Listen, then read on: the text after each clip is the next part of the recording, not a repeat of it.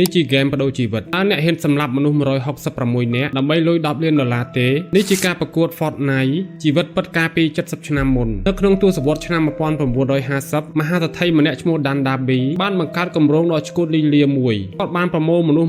167នាក់ជុំវិញពិភពលោកដោយសម្ងាត់ហើយដឹកពួកគេទៅកាន់កោះឯកជនមួយដើម្បីចាប់ផ្ដើមល្បែងមរណៈឯកជនទាំងអស់មិនបានដឹងខ្លួនសោះថាពួកគេកំពុងក្លាយជាតួអង្គល្បែងមរណៈរបស់មហាសេដ្ឋីពួកគេត្រូវបានបញ្ជូនឡើងយន្តហោះយក្សមួយហើយបង្ខំឲ្យលោតចុះទៅកោះដាច់ស្រយាលមួយច្បាប់គឺមានតែមួយគត់អ្នកដែលរស់នៅចុងក្រោយគេនឹងទទួលបាន$10 លានឯអ្នកដែលមិនហ៊ានលោតនឹងត្រូវបាញ់សម្លាប់ចោលនៅនឹងកន្លែងនៅថ្ងៃទី2ខែមិថុនាឆ្នាំ1957សមរភូមិឈាមលើកទី36បានចាប់ផ្ដើមខណៈដានកំពុងតែអង្គុយមើលគេសម្លាប់គ្នាយ៉ាងសប្បាយពីលានដ្ឋានក្រោមដីស្រាប់តែមានរឿងនឹកស្មានមិនដល់កើតឡើងមានបេក្ខជនមួយក្រុមបានដឹងពីផែនការឃោរឃៅនេះហើយពួកគេមិនព្រមចោះចាញ់ឡើយការបះបោរក៏បានចាប់ផ្ដើមពួកគេបានលើដំណឹងថាមហាសេដ្ឋី Dan Darby កំពុងលាក់ខ្លួននៅក្នុងលានដ្ឋានសម្ងាត់ក្រោមផ្ទះកញ្ចក់ដ៏ធំមួយនៅលើកោះដូច្នេះពួកគេបានរួមដៃគ្នាដើម្បីស្វែងរកគាត់បន្ទាប់ពីស្វែងរកអស់ជាច្រើនម៉ោងពួកគេក៏បានរកឃើញច្រកសម្ងាត់នៅក្រោមព្រំពួកគេបានសម្រុកចូលទៅក្នុងលានដ្ឋាន